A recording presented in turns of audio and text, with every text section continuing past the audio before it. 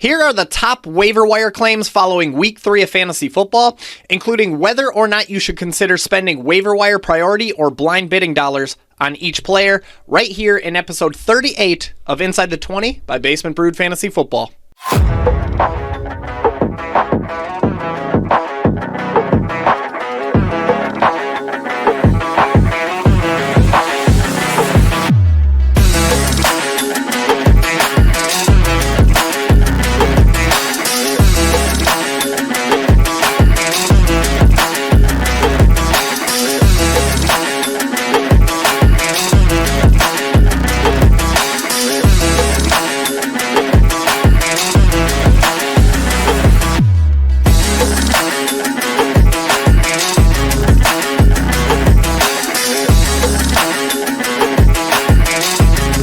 What is up, my friend? It's Mikey Henninger from Basement Brewed Fantasy Football, and in today's episode, we are going to talk about the top waiver wire claims following week 3 of the fantasy football season.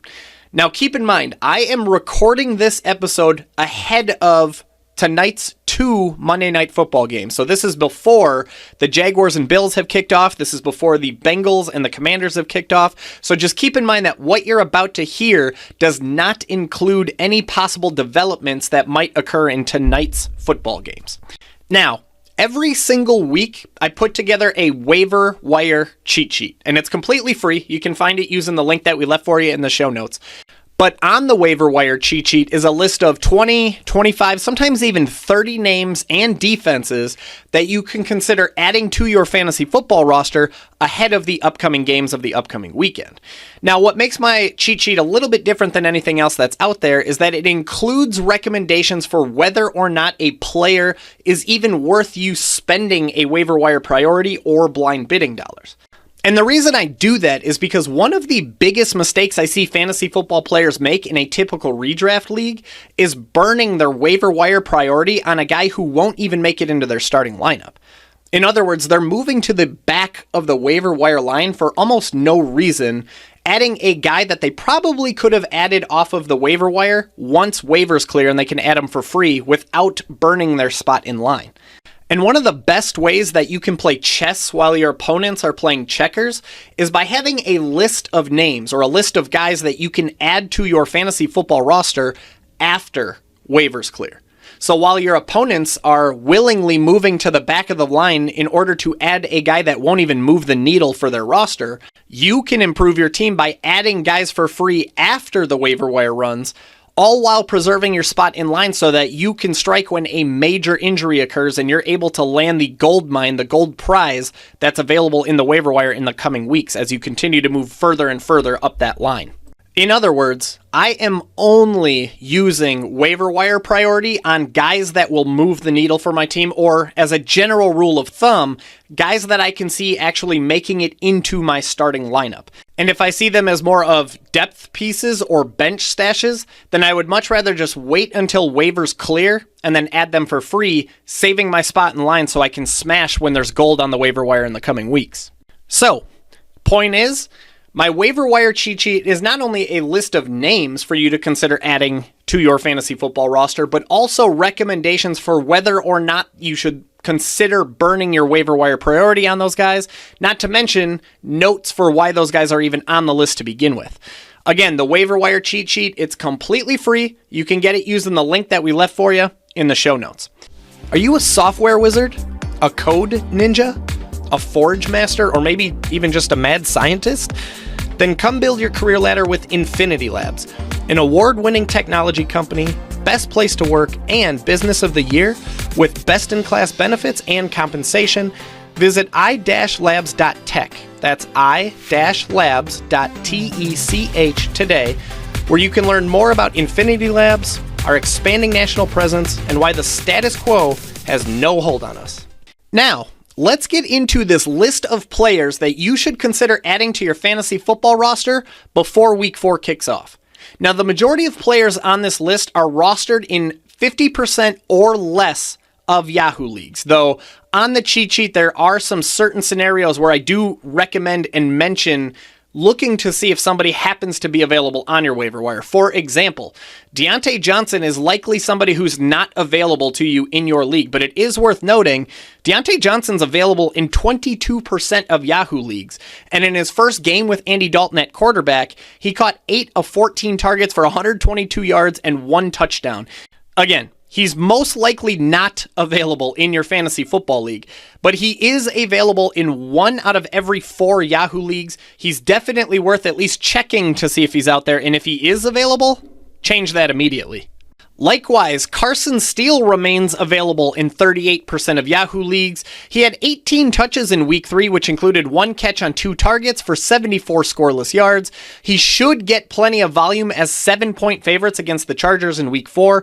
He's more than likely not available in your fantasy football league, but he is available in 4 out of every 10. He's definitely worth checking, and if he is available, change that.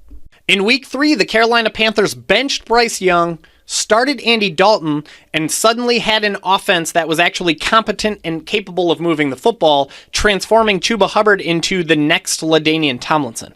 Now, jokes aside, Hubbard handled 26 touches in week 3, which included 5 targets, 5 catches, 169 scrimmage yards, and 1 touchdown. Hubbard has 5 targets in each of the last 2 games, something that could come in handy as the Panthers are 5.5-point road underdogs against the Cincinnati Bengals in week 4. Now, to be clear, it won't be comfortable and it certainly won't be sexy, but if you're in a pinch and you need a running back in week 4, Chuba Hubbard's getting plenty of volume to at least pay RB3/flex dividends in week 4. Now, long term, things get a little bit tricky because as soon as week 5 rolls around, exciting rookie Jonathan Brooks could be set to make his NFL debut, which would instantly leave a significant dent in Chuba Hubbard's fantasy football relevance. But specifically in week 4, if you're in a pinch and you need a long shot flex, you could do worse than Chuba Hubbard. Likewise, if we're talking specifically about week 4, then we have to talk about the 49ers' newest version of Jerry Rice, Jauan Jennings.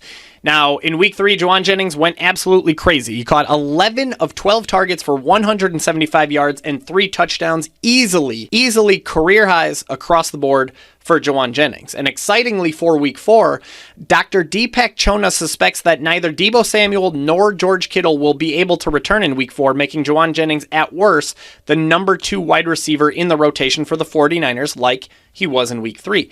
Now, the issue with week 4 is that the San Francisco 49ers are 10.5-point favorites against the New England Patriots, making it fair to wonder how much the 49ers will even have to throw the ball to secure an easy victory against New England. So beware, Jauan Jennings' week 3 statistics could be a gigantic trap in week 4, but if you're in a pinch and you need to put somebody into your lineup, again, you could do worse than Jauan Jennings. Cole Kmet put himself back on the fantasy football map in week 3. He caught 10 of 11 targets for 97 yards and 1 touchdown after coming into the game with just 6 combined targets through 2 games in weeks 1 and 2. On Twitter, Dr. Deepak Chona is predicting that Keenan Allen will not return in week 4, instead pushing him more likely to week 5, theoretically leaving plenty of targets for Cole Kmet to once again take advantage of in week 4. And his week 4 opponent, by the way, are the Los Angeles Rams, who came into week 3 having allowed the 4th most PPR points per game to opposing tight ends. If you're in a pinch and you need a tight end in week 4, Cole Kmet is worth a look. Darnell Mooney had another 8 targets, 8 catches, and 66 yards in week 3, giving him 15 targets and 11 catches in just the last 2 games combined. He's very clearly a top target for quarterback Kirk Cousins, who's looking better and better with each week that passes. And now in week 4, the Atlanta Falcons will be taking on the division rival New Orleans Saints, who are among the league's best in scoring so far after 3 weeks, potentially pressing the Atlanta Falcons into a pass-heavy game script or even into a shootout. Darnell Mooney should absolutely be rostered in more leagues than he is after week 3. Rookie running back Bucky Irving had another 12 touches in week 3, which included 3 targets and 3 catches for 84 scoreless yards. He has 12 touches and 76 plus scrimmage yards in 2 of 3 games so far this season, and it's already been reported that Tampa Bay Buccaneers coaches want Bucky Irving to get more involved. They think he's earned more snaps. And anybody who's been paying attention to the games would tell you he actually looks better so far than Rachaad White does. Now, Rachaad White's not going anywhere. Bucky Irving's not necessarily taking over, but he is getting more and more involved in that offense. He already offers standalone RB3/flex value, and he becomes an RB2 with high-end upside should anything ever happen to Rachaad White. That's going to be all for today's episode, but it's not even close to every name that is on the waiver wire cheat sheet from week 3 heading into week 4. There are 27 names and a handful of defenses on this list for you to consider adding to your fantasy football roster before week 4 kicks off. Again, the waiver wire cheat sheet is completely free. Grab yours just using the link that we left for you in the show notes below. The next time you see me will be on Friday afternoon, noon central, where we go live right here on the YouTube channel, and I answer as many questions as I possibly can within about an hour, or frankly, an hour and a half, as have been the last 2 Fridays. So if you're available on Friday at noon central, grab your lunch, bring your fantasy football questions, and let's talk week 4 of fantasy football right here on the Basement Brood Fantasy Football YouTube channel. I'll see you on the fantasy football field. Cheers. This brew's for you.